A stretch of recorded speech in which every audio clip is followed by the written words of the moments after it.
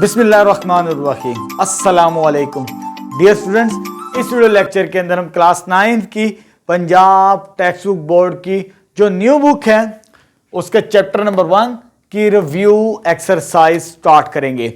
इससे पहले हम एक्सरसाइज 1.3 तक अपने सॉल्यूशंस कंप्लीट कर चुके हैं। आप वो प्लेलिस्ट में जाके मेरे वीडियोस लेक्चर्स देख सकते हैं। ठीक है, अब हमने रिव्यू एक्सरसाइज स्टार्ट करनी है चैप्टर नंबर 1 की, यानी यूनिट नंबर 1 की, रियल नंबर्स की। अब यहां से हम क्वेश्चन नंबर 2 स्टार्ट करेंगे। क्वेश्चन नंबर 1 एमसीक्यूज है, वो इस वीडियो लेक्चर के अंदर हम डिस्कस नहीं करेंगे, हम जस्ट क्वेश्चंस के सॉल्यूशंस फाइंड आउट करेंगे रिव्यू एक्सरसाइज नंबर 1 के, क्वेश्चन नंबर 2 से लेकर 10 तक। चले, जो हमने चैप्टर नंबर 1 के अंदर जितने टॉपिक्स कवर किए उन्हीं से रिलेटेड ये क्वेश्चंस होंगे। अगर आपने चैप्टर को कंप्लीट अच्छे तरीके से पढ़ा तो रिव्यू एक्सरसाइज को सॉल्व करना आपके लिए इंतहाई आसान होगा। चलिए स्टार्ट करते हैं। क्वेश्चन नंबर 2 की स्टेटमेंट क्या है? If A B and C, मेरे पास 3 वैल्यूज गिवन है A B and C, then कहता है वेरीफाई द फॉलोइंग, इन दो इक्वेशंस को वेरीफाइड करना है। वेरिफिकेशन से क्या मुराद होता है? लेफ्ट और राइट का आंसर सेम आना चाहिए, इस पार्ट के अंदर भी और इस पार्ट के अंदर भी, जब हम ए बी और सी की वैल्यूज इनके अंदर पुट करें। ठीक है, चलिए स्टार्ट करते हैं। बड़े सिंपल से क्वेश्चंस हैं।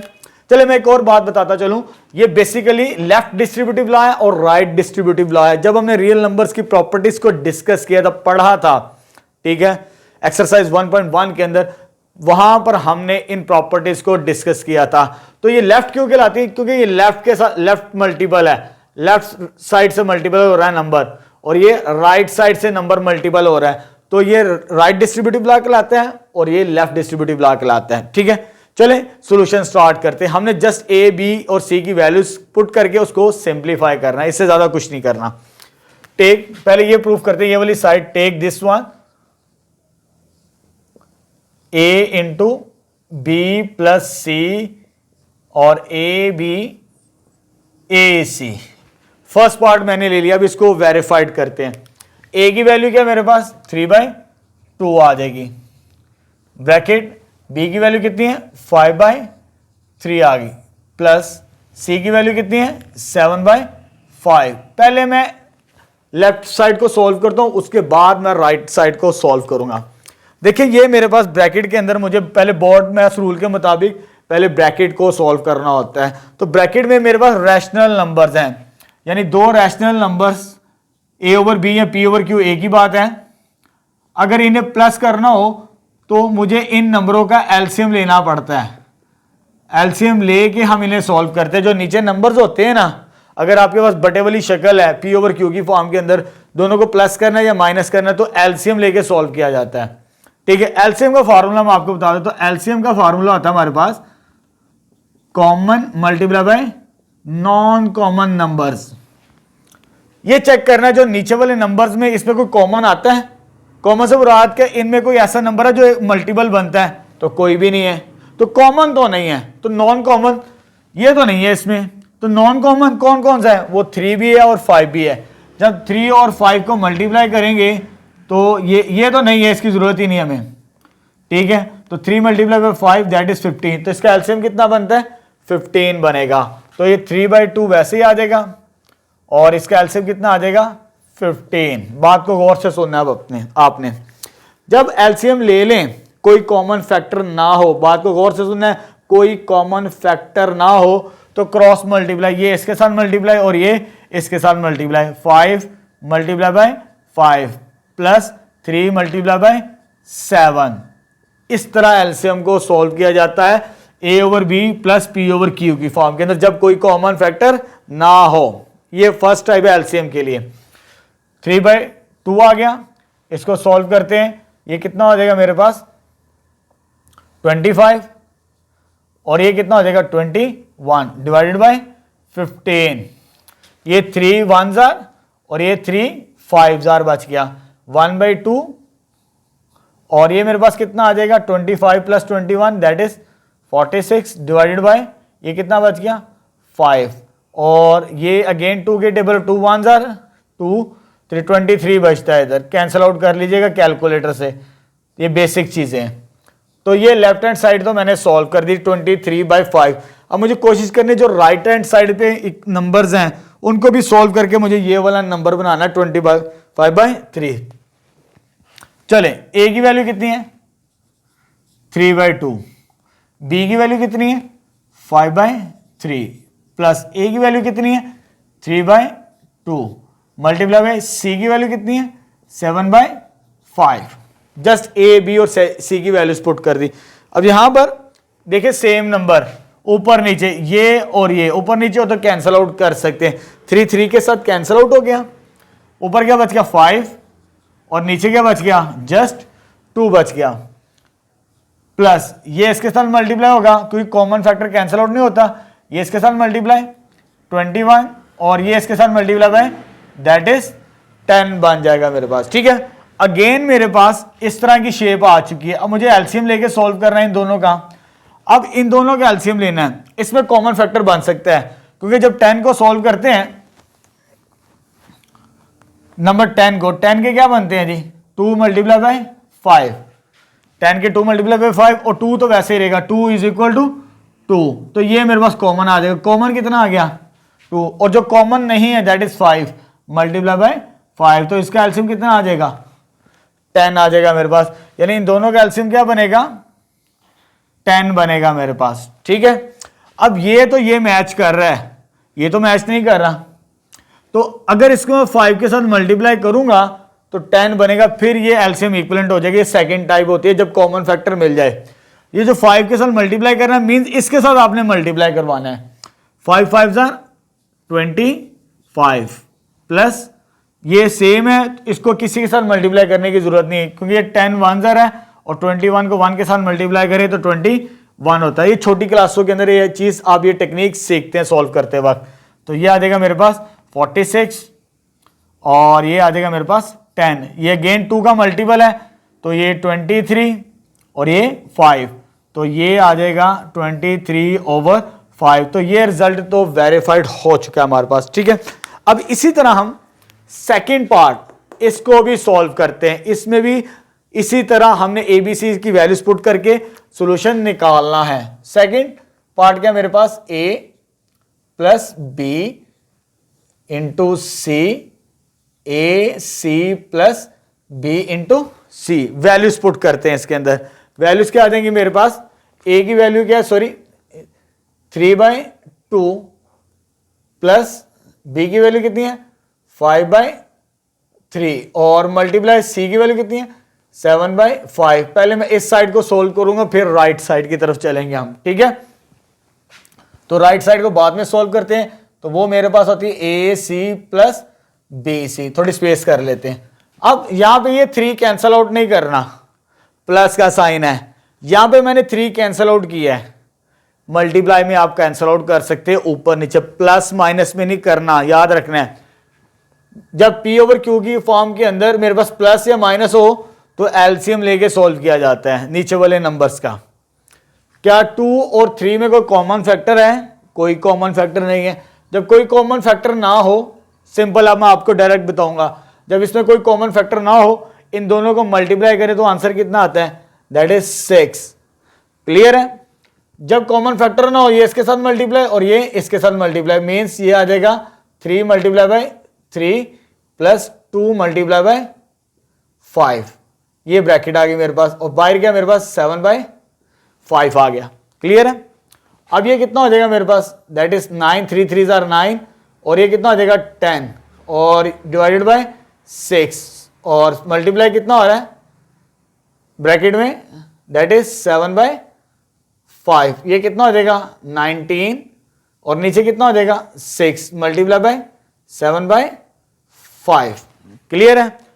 प्लस का साइन नहीं है, मल्टीप्लाई है, तो मल्टीप्लीकेशन भी ये इसके साथ और ये इसके साथ, जब इसको इसके साथ मल्टीप्लाई करेंगे तो 133 और डिवाइजर में आ जाएगा 30। अब इसी तरह हम राइट हैंड साइड को सॉल्व करेंगे। राइट हैंड साइड क्या है मेरे पास, ए सी, ए की वैल्यू कितनी है, ए की वैल्यू 3/2 और मल्टीप्लाई बाय सी की कितनी वैल्यू है, सी की वैल्यू 7/5 प्लस बी की वैल्यू 3/5/3 मल्टीप्लाई बाय सी की वैल्यू 7/5। ये मैंने वैल्यूज पुट कर दी राइट हैंड साइड के अंदर। अब आगे आते हैं, इसमें तो कोई कॉमन फैक्टर नहीं, कैंसल आउट नहीं होता, प्लस एलसीएम नहीं लेना, मल्टीप्लाई है, तो ये इसके साथ मल्टीप्लाई 21, ये इसके साथ मल्टीप्लाई है दैट इज 10, और ये क्या हो गया, कैंसल आउट हो चुका। मल्टीप्लीकेशन में कैंसल आउट हो सकते हो ऊपर नीचे वाले नंबर्स, प्लस माइनस में नहीं। ठीक है, तो ये आ जाएगा 7/3। अब मुझे इसका एलसीएम लेना है, A over B plus P over Q, LCM लेके सोल्व करना है। तो कोई कॉमन फैक्टर है या किसी, ये एक दूसरे कोई ऐसा नंबर है जिसमें कॉमन मल्टीपल आता हो, कोई भी नहीं है। ना 3 के टेबल पे 10 आता है, ना 10 के टेबल पे 3 आता है। तो जब कोई कॉमन फैक्टर ना हो, बात को गौर से सुने, जब कोई कॉमन फैक्टर ना हो, इनको आपस में मल्टीप्लाई करवाएं, दैट इज 30। पहले इनको आपस में मल्टीप्लाई करवाएं 30 एलसीएम, इसको फिर इसके साथ, फिर इसको इसके साथ, तो 21 मल्टीप्लाई बाय 3 प्लस 7 multiply by 10 is equal to, ये हो जाएगा 63 प्लस, और ये कितना हो जाएगा 70, that is 30 which is equal to, ये कितना बन गया 133 डिवाइडेड बाय 30। तो हैंस दोनों प्रॉपर्टीज मैंने वेरीफाइड कर दी, डिस्ट्रीब्यूटिव लॉ की, लेफ्ट डिस्ट्रीब्यूटिव लॉ की भी और राइट डिस्ट्रीब्यूटिव लॉ की भी। नेक्स्ट क्वेश्चन नंबर 3 स्टार्ट करते हैं रिव्यू एक्सरसाइज का। हमारे पास स्टेटमेंट है if A B and C, again हमें 3 वैल्यूज गिवन है ए बी और सी की रैशनल फॉर्म के अंदर, यानी पी ओवर क्यू की फॉर्म के अंदर। देन क्या कहता है, then verify the associative property with respect to addition and multiplication. Addition से मुराद होता प्लस की, और मल्टीप्लीकेशन से मुराद होता डॉट कह ले या क्रॉस कह ले, एक ही बात है, दोनों चीजें मैंने बताई हुई हैं। ये रियल नंबर्स की प्रॉपर्टीज हमने डिस्कस की थी। ये सेकंड प्रॉपर्टी है, पहली क्लोजर थी, उसके बाद ये एसोसिएटिव प्रॉपर्टी। अभी हमने तो left distributive right distributive law को वेरीफाइड किया, इसी तरह हमने associative property with respect to addition, पहले इसे सॉल्व करते हैं। जब इसको सॉल्व करेंगे, first part we know that, इसको लिख लेते हैं वी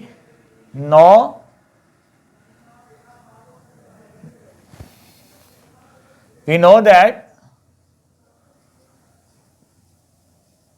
एसोसिएटिव प्रॉपर्टी के लिए 3 नंबर्स चाहिए होते हैं, वो उसने दिए हुए ए बी और सी, यानी ये मुझे वेरीफाइड करवाना, ए ब्रैकेट बी प्लस सी बराबर होना चाहिए ए प्लस बी प्लस सी। बिल्कुल थोड़ी सी सिमिलर है जो हमने सेकंड क्वेश्चन के अंदर की, लेकिन यहां पर प्लस का साइन आ रहा है। ये एसोसिएटिव प्रॉपर्टी कहलाती है विद रिस्पेक्ट टू एडिशन। पहले हम लेफ्ट हैंड साइड को सॉल्व करेंगे, इसी तरह फिर राइट हैंड साइड को सॉल्व करेंगे। चलो स्टार्ट करते हैं। पहली वैल्यू क्या 4/3 left hand side, plus B की वैल्यू कितनी है मेरे पास 5/2 प्लस सी की वैल्यू कितनी है 7/4। इसको सॉल्व करते हैं बोर्ड मैथ्स रूल के मुताबिक। पहले हम इसको सॉल्व करेंगे, इसका एलसीएम लेके। इसका एलसीएम मेरे पास क्या बनता है, इन दोनों का जब एलसीएम लेना है तो common multiply by non common numbers. तो 4 के फैक्टर्स क्या होते हैं 2 मल्टीप्लाई बाय 2, इस 4 के 2 के फैक्टर क्या होते हैं 2 के फैक्टर 2 ही होता है बस। तो ये कॉमन है, कॉमन कितना आ गया 2, और जो कॉमन नहीं है वो क्या है 2 मल्टीप्लाई बाय 2 कितना हो जाएगा 4। इसका एलसीएम कितना आ जाएगा 4, तो ये आ जाएगा 4 एलसीएम। ठीक है, ये तो मैच कर रहा है, लेकिन ये मैच नहीं कर रहा, इसको 2 के साथ मल्टीप्लाई करवाएंगे तब ये 2 2 4 बनेगा, और ये 4 सेम है, 4 1 4।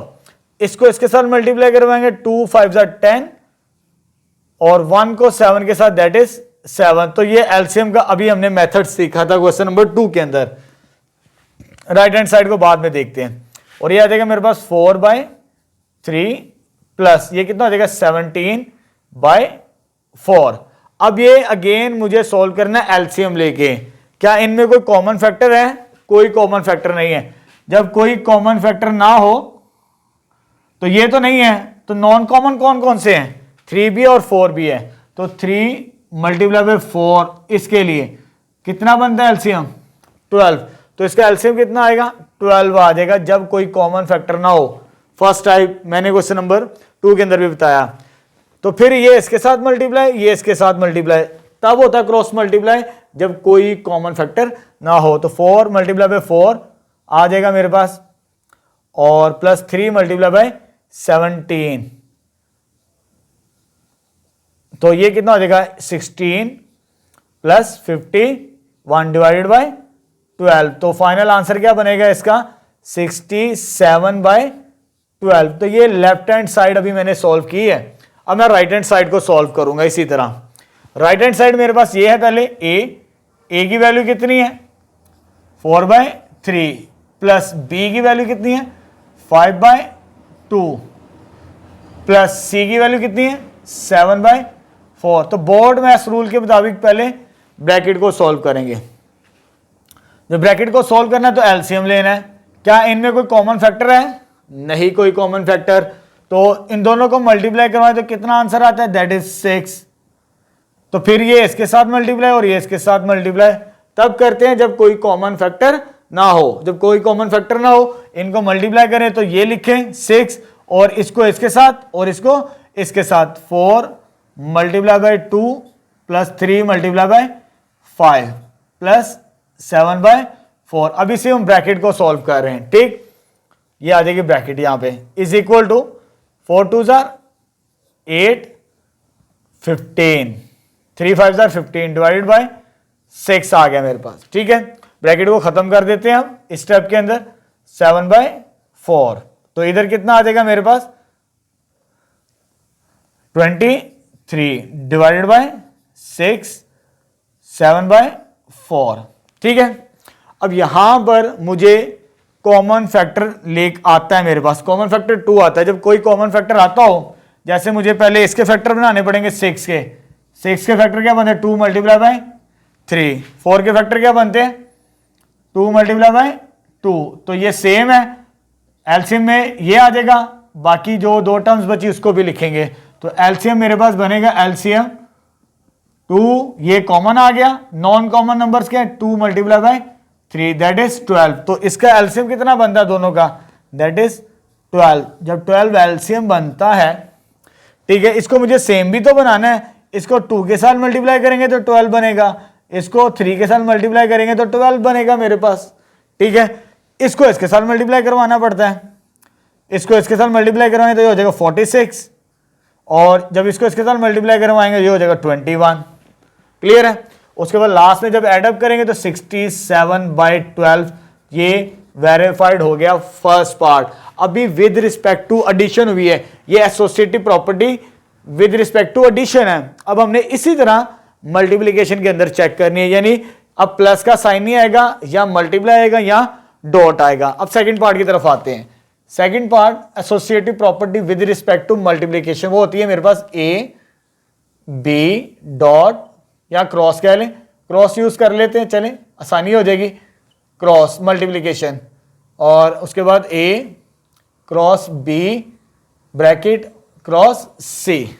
अब इसको वेरीफाइड करते हैं कि इसका लेफ्ट और राइट का आंसर क्या आता है, सेम आता है। तो ए की वैल्यू कितनी है 4/3 मल्टीप्लाई बाय ब्रैकेट बी की वैल्यू कितनी है 5/2 मल्टीप्लाई बाय सी की वैल्यू कितनी है 7/4 इज इक्वल टू ए की वैल्यू कितनी है 4/3 ब्रैकेट। चले पहले लेफ्ट हैंड साइड को सोल्व करते हैं, उसके बाद राइट की तरफ चाहते हैं हम। तो ऊपर नीचे ये कैंसल आउट कोई भी नहीं होती, इसको इसके साथ मल्टीप्लाई करवाते हैं 4/3, ये वैसे आ गया, इसको इसके साथ मल्टीप्लाई करवाएं 35, इसको इसके साथ दैट इज 8 आ जाएगा मेरे पास। ठीक है, अब ये कैंसल आउट होता है, ये 4 1s और ये 4 2s, 1 को इसके साथ मल्टीप्लाई किया तो 35 और इसको इसके साथ मल्टीप्लाई किया तो ये 6 आ जाएगा। ये लेफ्ट हैंड साइड जल्दी सॉल्व हो गई। मल्टीप्लिकेशन में सॉल्व करना आसान होता है क्योंकि प्लस के अंदर हमें एलसीएम लेना पड़ता है, उसको कैलकुलेटर से भी सॉल्व कर सकते हैं। अब आते हैं राइट साइड की तरफ, तो ए की वैल्यू कितनी है 4/3 मल्टीप्लाई बाय बी की वैल्यू कितनी है 5/2 मल्टीप्लाई बाय सी की वैल्यू कितनी है 7/4। ठीक है, पहले ब्रैकेट को सॉल्व करेंगे बोर्ड मैथ्स रूल के मुताबिक। तो ये 2 1 जार 2 2 जार, तो 2 को 5 के साथ मल्टीप्लाई करवाया तो ये कितना हो जाएगा 10, और 3 को 1 के साथ दैट इज 3 मल्टीप्लाई बाय ये कितना आ जाएगा मेरे पास 7/4। क्लियर है यहां पर 2 2 जार 2 5 जार, 2 के टेबल पे दोनों कैंसिल आउट होते हैं, तो 5 को 7 के साथ मल्टीप्लाई किया दैट इज 35, और 3 को 2 के साथ मल्टीप्लाई किया दैट इज 6, तो ये भी वेरीफाइड हो चुका है। ठीक है, दोनों पार्ट्स हमने प्रूव कर दिए। Associative property with respect to addition, ये एडिशन में प्रूव कर दी ये चीज, और इसी तरह विद रिस्पेक्ट टू मल्टीप्लीकेशन में हमने ये आइडेंटिटी यानी लेफ्ट और राइट के आंसर हमने दोनों के सेम बना दिए।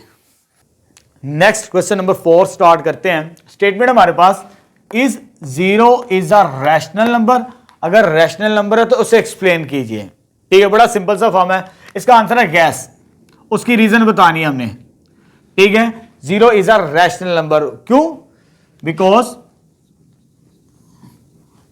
We can put 0 in the form of P over Q such as, यानी उसको हम P over Q की फॉर्म में लिख सकते हैं। बस ये सिंपल से एक लाइन के अंदर आपने आंसर लिखना है। उसने पूछा है अगर 0 रैशनल नंबर है तो उसकी रीजन बतानी है। यस आंसर लिखें, यस क्यों? अगर किसी नंबर को 1 पे डिवाइड कर दे तो उसे कोई फर्क नहीं पड़ता, तो रैशनल नंबर किस फॉर्म के अंदर होता है? P over Q की फॉर्म के अंदर। ये इसका सिंपल एक लाइन के अंदर आपने आंसर देना, इससे ज्यादा कुछ नहीं। उसने जस्ट रीजनिंग पूछी थी, अगर रैशनल नंबर है तो वो Q होता है ये rational number. Next question number 5 start करते हैं। हमारे पास स्टेटमेंट क्या है? State the trichotomy property of real numbers. बहुत इंपॉर्टेंट क्वेश्चन है। जब मैंने आपको ऑर्डर प्रॉपर्टीज पढ़ाई थी चैप्टर के स्टार्ट के अंदर, तो वहां पर ये प्रॉपर्टी भी थी, तब मैंने आपको कहा था ये रिव्यू एक्सरसाइज के अंदर इसका क्वेश्चन भी आएगा। बहुत इंपॉर्टेंट क्वेश्चन है, एग्जामिनेशन पॉइंट ऑफ व्यू से शॉर्ट क्वेश्चन। ट्राइकोटोमी, ट्राई से मुराद 3 होती है, 3 पॉसिबिलिटीज जिसे कह सकते हैं। वो कहते हैं स्टेट द ट्राइकोटोमी प्रॉपर्टी, जो आपकी बुक में है ऑर्डर प्रॉपर्टी, उसको जस्ट एक्सप्लेन करना है हमने। उसके लिए हमने क्या करना पड़ता है? 2 रियल नंबर्स लेने पड़ते हैं। For all A B belongs to real numbers. ठीक है, क्योंकि ये इनइक्वलिटी, ऑर्डर प्रॉपर्टी से मुराद है इनइक्वलिटीज के सिंबल को यूज करते हुए हम वेरीफाइड बताते हैं। ट्राई से मुराद 3 पॉसिबिलिटीज होती है 2 रियल नंबर्स के दरमियान, या वो 2 नंबर आपस में बराबर हो सकते हैं, या एक बड़ा दूसरा छोटा, या एक छोटा दूसरा बड़ा नंबर। इसके अलावा थर्ड पॉसिबिलिटी नहीं होती है हमारे पास। इसलिए ट्राई से मुराद 3 पॉसिबिलिटीज हमारे पास 2 रियल नंबर्स के दरमियान। Then for all A B belongs to real numbers, कोई से 2 रियल नंबर लें, वो क्या कहता है? ये 2 रियल नंबर्स या तो वो बराबर हो सकते हैं, पहले कंसीडर, जो आपकी बुक में वैसे लेके चलते हैं, यानी ए लेस देन बी हो सकता है, एक तो ये पॉसिबिलिटीज है। कोई से 2 नंबर लें, ए छोटा हो सकता है, बी बड़ा हो सकता है, या एक ये भी पॉसिबिलिटी हो सकती है दोनों के दोनों क्या हो जाएं? बराबर हो जाएं, ये भी पॉसिबिलिटी हो सकती है। या तीसरी पॉसिबिलिटी क्या हो सकती है? ए बड़ा हो जाए और बी छोटा हो जाए। तो ये trichotomy property of real numbers है इन ऑर्डर्स के अंदर, ठीक है, इन इक्वलिटीज के अंदर। तो ये हमारे पास स्टेटमेंट है trichotomy property of real numbers. Next question number 6 start करते हैं। हमारे पास स्टेटमेंट क्या है? फाइंड 2 रैशनल नंबर्स, यानी 2 रैशनल नंबर्स निकालने हैं बिटवीन 4 and 5। इससे रिलेटेड क्वेश्चन हम एक्सरसाइज 1.1 का क्वेश्चन नंबर 6 सॉल्व कर चुके हैं। ये रिव्यू एक्सरसाइज के अंदर एक पार्ट है जिसमें हमने 2 रैशनल नंबर्स फाइंड आउट करने। इससे पहले हम सीख चुके हैं एक्सरसाइज 1.1 के अंदर। इसमें भी ये क्वेश्चन नंबर 6 है, उसमें भी क्वेश्चन नंबर 6 है। तो 2 रैशनल नंबर्स निकालने हमें, ठीक है। दोबारा रिमाइंड करवाते हैं, 2 रैशनल नंबर से मुराद किन के 2 रैशनल नंबर्स के दरमियान? 4 और 5 के दरमियान मुझे ये रैशनल नंबर्स निकालने हैं। रैशनल नंबर निकालने का मैंने तरीकाकार आपको बताया था, बड़ा आसान है। पहले एक निकालेंगे, जो आएगा फिर उससे मिलता जुलता दूसरा निकालेंगे।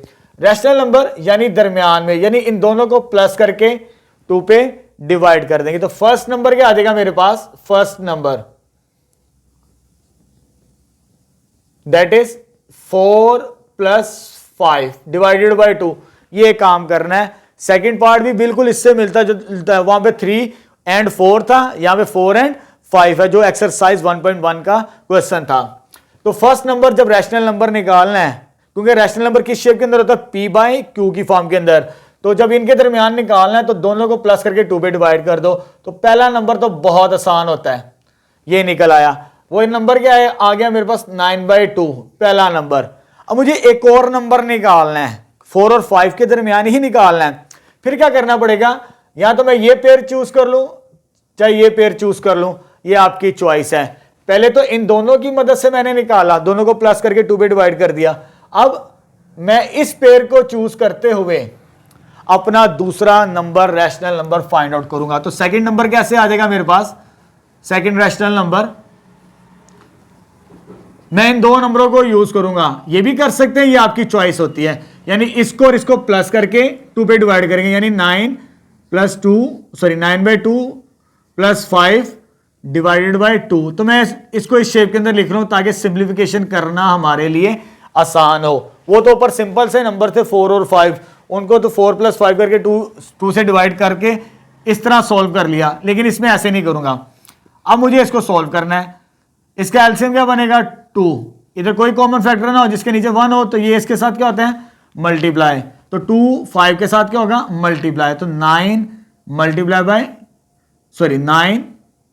प्लस 2 को 5 के साथ मल्टीप्लाई करेंगे तो ये चीज आ जाएगी मेरे पास, और डिवाइडेड बाई 2। जब डिवाइड को मल्टीप्लीकेशन में कन्वर्ट करेंगे तो ये 2 जो है इसका क्या लेना पड़ता है हमें, रेसिप्रोकल, दैट इज 1/2 बनेगा। उसके बाद ये आ जाएगा मेरे पास 10 और 9 साथ में, और साथ में क्या आ जाएगा 1/2 मल्टीप्लाई। इधर कितना हो गया मेरे पास 19/2 और मल्टीप्लाई बाय 1/2, ये इसके साथ मल्टीप्लाई 19 और 2 2 4। तो ये दूसरा रैशनल नंबर निकल आया।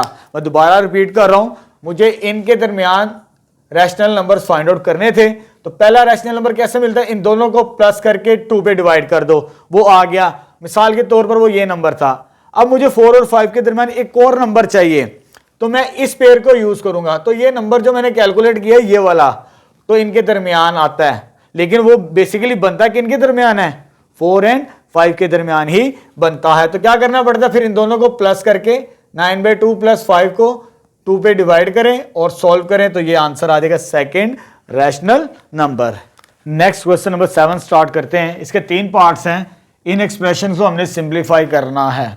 ठीक है, चलिए स्टार्ट करते हैं। मेरे पास फर्स्ट पार्ट है, first part that is fifth root किसका दिया हुआ, 15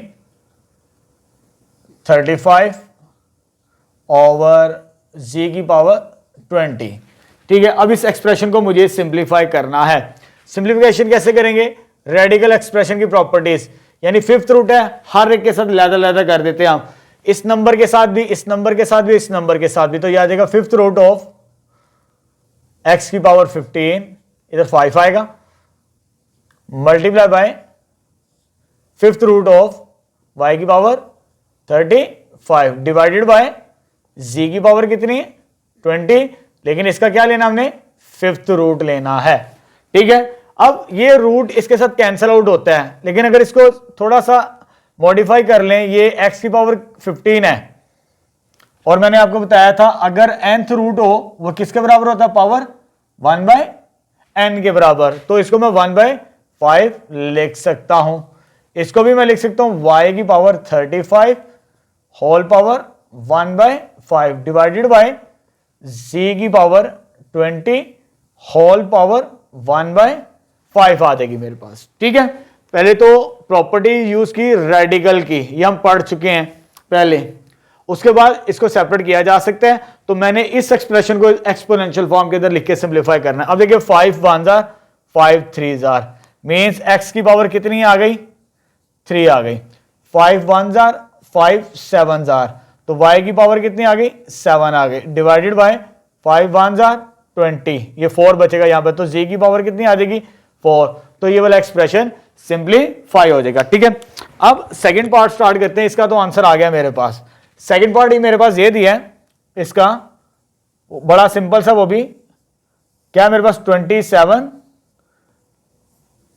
पावर 2x और इधर कितना है क्यूब रूट। ठीक है, इसको सिंप्लीफाई कर लेते हैं। इसके पहले प्राइम फैक्टराइजेशन क्या होती है? प्राइम फैक्टराइजेशन से मुराद 27 को फैक्टराइज कर लेते हैं। डिवीजन मेथड जैसे मर्जी कर लें, आपकी मर्जी है ये। तो 3 की पावर कितनी आती है? 3। तो 27 को मैं लिख सकता हूं 3 की power 3 whole power 2x। Clear है? First step. इस क्यूब रूट को अगर मैं इस शेप के अंदर लिख लूं होल पावर 1/3, जैसे मैंने यहां पर बताया, nth रूट हो तो power n 1/n, cube root हो तो पावर 1/3, अगर फिफ्थ रूट हो तो पावर 1/5। तो इसको इसके साथ मल्टीप्लाई करते हैं। ये प्रॉपर्टी है, सॉरी इंडिसेस की, एक्सपोनेंट की प्रॉपर्टी है। ये इसके साथ मल्टीप्लाई होता है। 3 की पावर कितनी हो जाएगी? 6x। तो बाहर कितना है? 1/3। ये 3 इसके साथ कैंसिल, 3 1 जा और ये 2, तो यहां पर कितना बचेगा? 3 की पावर 2x। फाइनल आंसर आ जाएगा मेरे पास सेकंड पार्ट का। अब third and last part start करते हैं मेरे पास। वेरी इंपॉर्टेंट क्वेश्चन, इससे रिलेटेड हम पहले सॉल्व कर चुके हैं एक्सरसाइजेस के अंदर। ये मेरे पास एक्सप्रेशन गिवन है थर्ड पार्ट, वो क्या है? 6 मल्टीप्लाई बाय 3 की पावर n+2 डिवाइडेड बाय 3 की पावर n+1 माइनस 3 की पावर n। ठीक है, अब यहां पर ऊपर और नीचे मेरे पास एक एक्सप्रेशन सेम है, 3 की पावर n, यानी 3 की पावर n इधर भी है, 3 की पावर n+1 है, चाहे n तो है ना मेरे पास, इधर भी कितनी है? 3 की पावर n+1। तो यहां पर मैं ये प्रॉपर्टी को यूज करूंगा। अगर a की पावर m+n हो, इसको मैं लिख सकता हूं a की पावर m और a की पावर n, यानी दो पावर्स अगर प्लस हो रही हो उसे हम सेपरेट कर सकते हैं। ये इंडिसेस प्रॉपर्टीज के अंदर यानी एक्सपोनेंट रूल्स के अंदर हमने सीखा था। तो ये जो पावर n है इसको मैं लैदा कर लेता हूं, 2 को मैं लैदा कर लेता हूं, इस पावर n को लैदा कर लेते हैं और 1 को लैदा कर लेते हैं। फर्स्ट स्टेप ये इस प्रॉपर्टी की मदद से। तो ये 6 मल्टीप्लाई बाय 3 की पावर n मल्टीप्लाई बाय 3 की पावर 2 आ जाएगा। ठीक है, मल्टीप्लीकेशन की फॉर्म के अंदर लिखना है जब पावर्स को लैदा किया जाता है, बेस सेम रहती है दोनों की। और नीचे आ जाएगा इधर 3 की पावर n और साथ में मल्टीप्लाई होगा 3 की पावर 1 इस प्रॉपर्टी के मुताबिक। ये वैसे ही रहेगी मेरे पास 3 की पावर n। क्लियर हो गया? अब ये दोनों सेम नंबर हैं, अगर माइनस या प्लस हो, सेम नंबर हो तो कॉमन लिया जाता है बाय। तो यहां पर नीचे तो मेरे पास कॉमन आ जाएगा 3 की पावर n। पहले मैं इस एक्सप्रेशन को सिंप्लीफाई कर रहा हूं, इधर से तो कुछ नहीं करना, इधर से और इधर से 3 की पावर n कॉमन आता है। जब कॉमन आएगा तो इधर क्या बच गया? 3 की पावर 1, वो 3 होता है, माइनस साइन, जब ये पूरी वैल्यू बाहर आ गई इसकी जगह क्या आ जाएगा? 1 बच जाएगा मेरे पास। ठीक है, उसके बाद क्या करना पड़ेगा मुझे? ये 6 तो वैसे ही रहेगा, ये भी वैसे रहेगा, और ये क्या होता है मेरे पास? That is 9। 3 का स्क्वायर से मुराद 3 मल्टीप्लाई बाय 3 9। तो ये 3 को इसके साथ मल्टीप्लाई करवाना है, लेकिन ये सेम और ये सेम क्या हो जाएगा? कैंसल आउट हो जाता है। जैसे 2 डिवाइडेड बाय 2 कैंसल आउट हो जाता है, सेम नंबर्स। तो 3 की पावर n 3 की पावर n कैंसल आउट। तो 6 को इसके साथ मल्टीप्लाई किया, ये कितना आ जाएगा? 54। 6 multiply by 9 that is 54। 3 minus 1 that is 2। तो ये मेरे पास कितना आ जाएगा? 27 इसका आंसर आ जाएगा इस पार्ट का। तो यहां पर क्वेश्चन नंबर 7 के मैंने तीनों पार्ट्स को सॉल्व कर दिया। नेक्स्ट क्वेश्चन नंबर 8 स्टार्ट करते हैं। स्टेटमेंट हमारे पास the sum of 3 consecutive odd integers, यानी सम से मुराद क्या होता है? प्लस करना है किसी चीज को। 3 कंसेक्यूटिव इंटीजर्स, 3 कंसेक्यूटिव इंटीजर से क्या मुराद है? अगर 1 है, 1 के बाद 2 नहीं होना चाहिए, 3 होना चाहिए। ऑड नंबर्स की वो बात कर रहा है।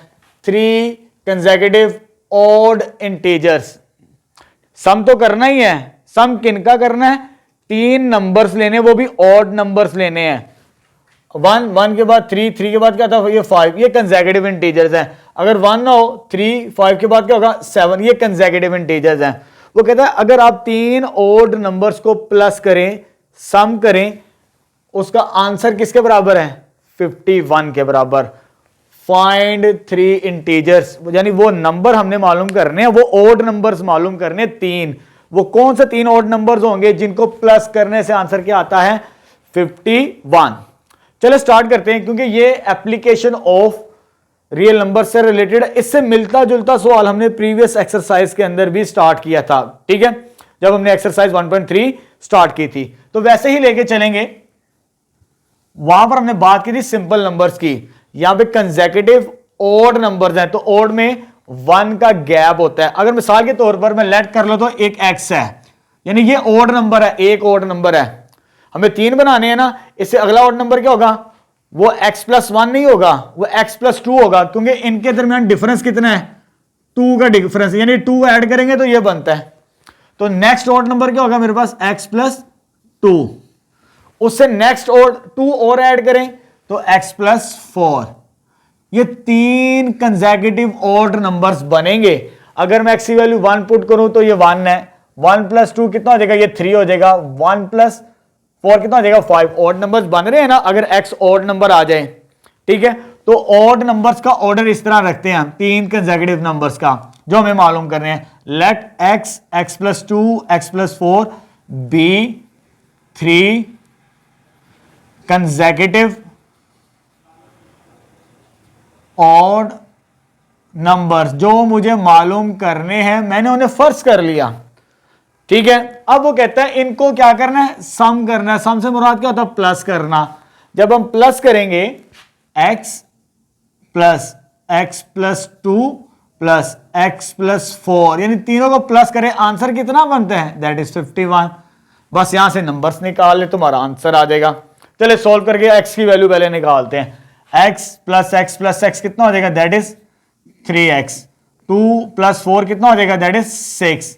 कितना हो गया ये 51, प्लस उधर जाके माइनस 51 - 6, ये किसके बराबर होगा 45। तो 3 इधर आके क्या हो जाएगा डिवाइड, तो x = 45/3। जब डिवाइड करके सॉल्व करेंगे तो x का आंसर कितना आ जाएगा 15। पहला ऑड नंबर आ गया, ये वाला। 3 ऑड नंबर तलाश करने थे ना हमें, x पहला ऑड नंबर आ गया। सेकंड ऑड नंबर, एक तो x आ गया, x = 15। दूसरा ऑड नंबर हमें कैसे मिलेगा, x+2। x+2 से मुराद क्या है 15 + 2, वो कितना होता है, that is 17। Second odd number भी मिल गया। तीसरे की बात करते हैं, x+4।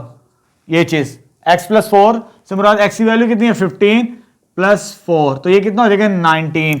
यानी ये मेरे पास वो 3 नंबर्स हैं, एक ये वाला नंबर, एक ये वाला नंबर और एक ये वाला नंबर। अगर 15 + 17 + 19 करें, 3 ऑड नंबर्स हैं जो हमें मिल गए। अगर उन तीनों को प्लस करें तो मेरा आंसर 51 ही आएगा। तो इस तरह वेरीफाइड भी हो जाता है हमारा result. Next question number 9 start करते हैं। हमारे पास स्टेटमेंट है, Abdullah picked up 96 balls. Abdullah ने पिक की 96 बॉल्स। टोटल बॉल्स मेरे पास आ गई 96। प्लेस्ड इनटू 2 बकेट्स, यानी उन 96 बॉल्स को 2 बकेट्स के अंदर प्लेस किया, रखा। मैंने यहां पर लेबल कर ली 2 बकेट्स, ये फर्स्ट है, ठीक है, और ये सेकंड बकेट है, समझाने के लिए लिख ली, ठीक है। उसके बाद वो कहता है 1 बकेट हैज 28 मोर बॉल्स, यानी जो सेकंड बकेट है 1 बकेट, यानी इन दोनों में से कोई एक बकेट के अंदर 28 मोर बॉल्स हैं, ज्यादा हैं, यानी प्लस हो रहे हैं। कैसे लेके चलेंगे स्टेटमेंट को जरा समझना आपने। वो कहता है अगर फर्स्ट बकेट के अंदर x है, मेरे पास मिसाल के तौर पर x है, तो सेकंड बकेट के अंदर 28 मोर्स हैं, यानी ज्यादा है पहले से। अगर इसमें x है तो इसमें कितने होंगे, x + 28 सेकंड बकेट के अंदर मेरे पास। क्लियर है। वो कहता है इन टोटल बकेट्स में, सॉरी इन दोनों बकेट्स के अंदर टोटल कितने हैं मेरे पास 96 बॉल्स हैं, यानी इनको ऐड करेंगे तो ये इक्वेशन बनती है। यानी 2 बकेट्स हैं और अब्दुल्ला के पास टोटल 96 बॉल्स हैं। फर्स्ट बकेट में जितने भी रखेगा, हमारे पास अगर 10 रखे, 20 रखे, 30, वो चॉइस होगी, हमें नहीं पता कितने हैं। लेकिन जो सेकंड बकेट होगी उसमें 28 मोर्स होंगे। फर्स्ट कर लिया, फर्स्ट में x है तो दूसरे में कितने होंगे x + 28। 28 इसकी वजह से, क्योंकि जो दूसरी बकेट होगी मेरे पास उसमें 28 ज्यादा होंगे।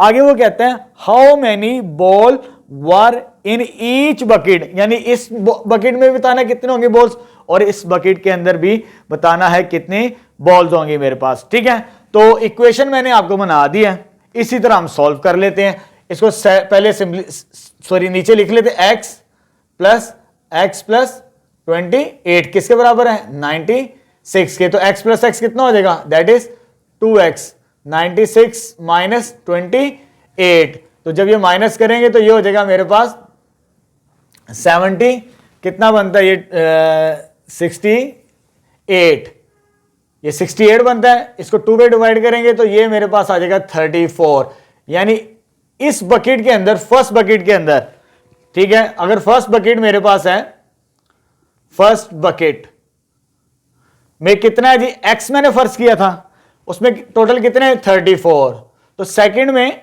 बकेट के अंदर 28 क्या है उसमें मोर है ना, दैट इज x प्लस 28, तो 34 प्लस 28, तो मेरे पास कितने हो जाएंगे ये बन जाएंगे मेरे पास 62 बनते हैं मेरे पास। ठीक है, 62, इन दोनों को ऐड करें तो वो 96 ही बनते हैं मेरे पास। ठीक है, बड़ा सिंपल सा क्वेश्चन सा, वो बकेट्स यानी बॉक्स बना के सॉल्व कर लें तो आपके लिए सॉल्यूशन फाइंड आउट करना बहुत आसान है।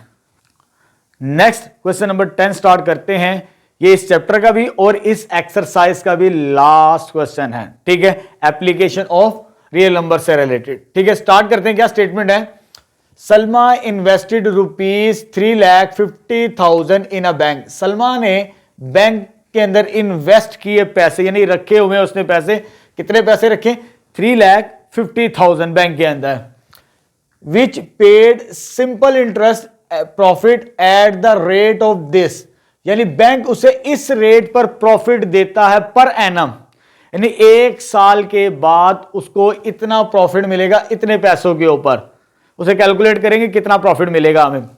ठीक है, पर एनुअली, कहता आफ्टर 2 इयर्स, 2 साल बाद, 2 साल तक तो ये प्रॉफिट मिलेगा उसे। कहता 2 साल बाद अगर पर एनम की बात करें, फर्स्ट एनुअल के अंदर भी यही रेट मिलेगा उसको, उसके ऊपर प्रॉफिट, सेकंड में भी इतना प्रॉफिट मिलेगा। वो कहता आफ्टर 2 इयर्स, 2 साल बाद, the rate was increased, rate increased हो चुका है। पहले ये रेट था इंटरेस्ट रेट, यानी इस पर प्रॉफिट मिल रहा था, फिर इस पर प्रॉफिट मिलेगा पर एन, find the amount she had at the end of 7th year, यानी 7 साल के बाद इतने पैसे रखवाने के बाद उसके पास बैंक के अंदर कितना टोटल रेवेन्यू होगा, कितने पैसे होंगे।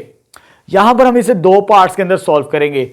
एक तो बात की है उसमें पर एनम, यानी पहले तो 2 साल, क्योंकि 2 रेट दिए हैं, एक ये रेट दिया और एक रेट दिया हुआ हमारे पास।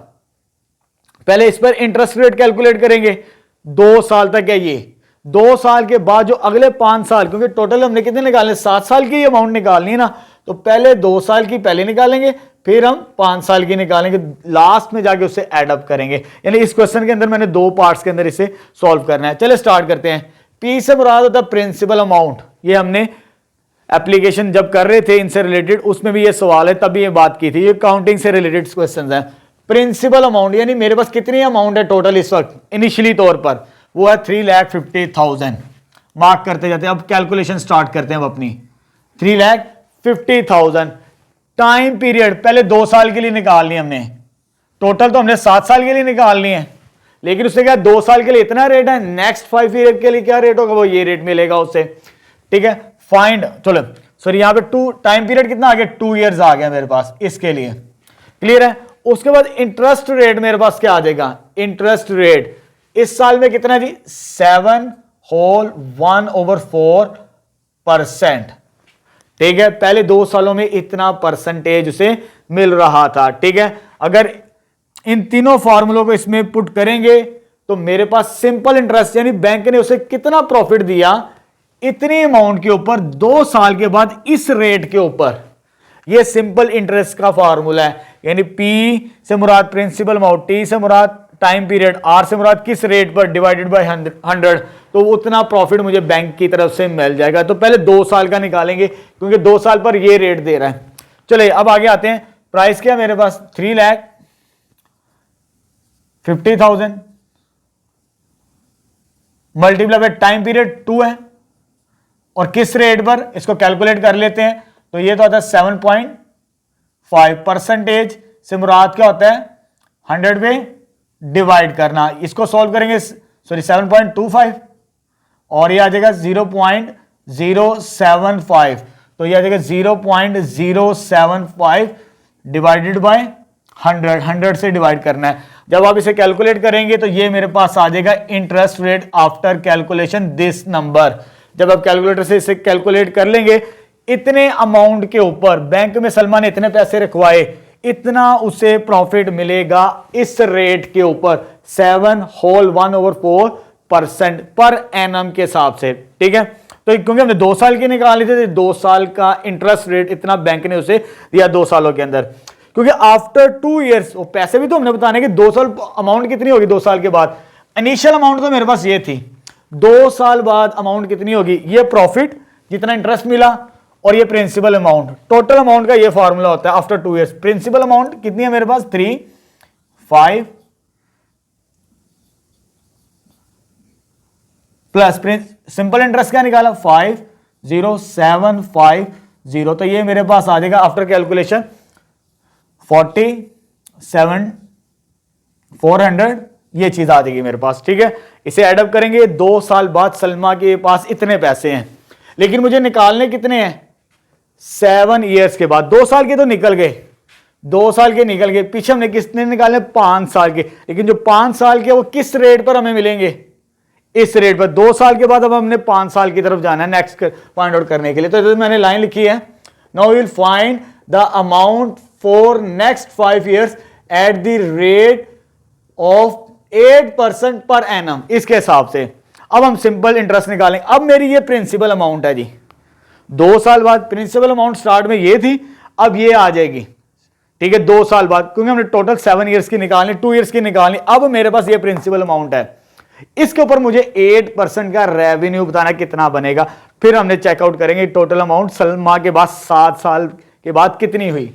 तो फॉर्मूला उसी तरह प्रिंसिपल अमाउंट मेरे पास याद है 4,00,750। अब यहां पर किस रेट पर है जी, ये रेट है, पहले कुछ और रेट था, इस रेट, अब इस रेट के ऊपर आएगा, तो ये होता है मेरे पास 8%। अगर 8% को कैलकुलेट कर लें, सर ये लिखा हुआ है डिवाइडेड बाय 100, 0.08, और टाइम पीरियड इस दफा कितना है 5 साल, 7 साल नहीं, टोटल हमने 7 का निकालना, 2 का हमने निकाल लिया, पहले 2 का निकाल लिया। अब टाइम पीरियड मेरे पास कितना आ जाएगा 5, और जब इसको 100 से डिवाइड करेंगे तो मैंने कैलकुलेशन की हुई है, तो मेरे पास जो कैलकुलेशन बनती है दैट इज 16, ये मेरे पास सिंपल इंटरेस्ट आ जाएगा 8% के ऊपर, ठीक है, आफ्टर 5 इयर्स। अब मुझे टोटल अमाउंट बताने के सलमा के पास 7 साल बाद कितने पैसे हैं, हेंस टोटल अमाउंट कैसे निकालते, जैसे इधर निकाली principal amount plus simple interest, principal amount plus simple interest. अब प्रिंसिपल अमाउंट ये वाली नहीं लेनी, ये वाली लेनी हमने, ये वाली, क्योंकि 2 साल बाद यहां से शुरू किए ना, ये 2 साल तक तो यहां से थी, फिर आगे भी तो हमने काउंट करनी है। तो ये आ जाएगी मेरे पास 750 प्लस 16, ये चीज जब इसको कैलकुलेट करेंगे तो ये आ जाएगा 56। इसे कैलकुलेट कर लेते कैलकुलेटर से, कैलकुलेटर नहीं अभी मेरे पास, तो इसको मैं सॉल्व कर रहा हूं व्हाइट बोर्ड के ऊपर, जल्दी जल्दी सॉल्व। 050,165, तो ये मेरे पास आ जाएगी वैल्यू 1050, यानी सलमा के पास टोटल 5,61,050 रुपीज बनेगा इन दोनों इंटरेस्ट रेट के ऊपर। तो इंपॉर्टेंट क्वेश्चन है, थोड़ा सा लेंथी था, जो एक्सरसाइज के क्वेश्चन थे वो बड़े सिंपल से थे, उसमें हमने सिर्फ 1 ईयर के या 2 ईयर के लिए निकालना होता था। यहां पे उसने मिक्स दिया 2 साल के लिए फिर 5 साल के लिए निकाल के टोटल 7 ईयर्स के बाद ये उसकी टोटल अमाउंट होगी इस रेट के ऊपर, ठीक है। आपकी बुक के अंदर सॉल्यूशन इनकरेक्ट है, ये करेक्ट सॉल्यूशन बनता है इसके मुताबिक।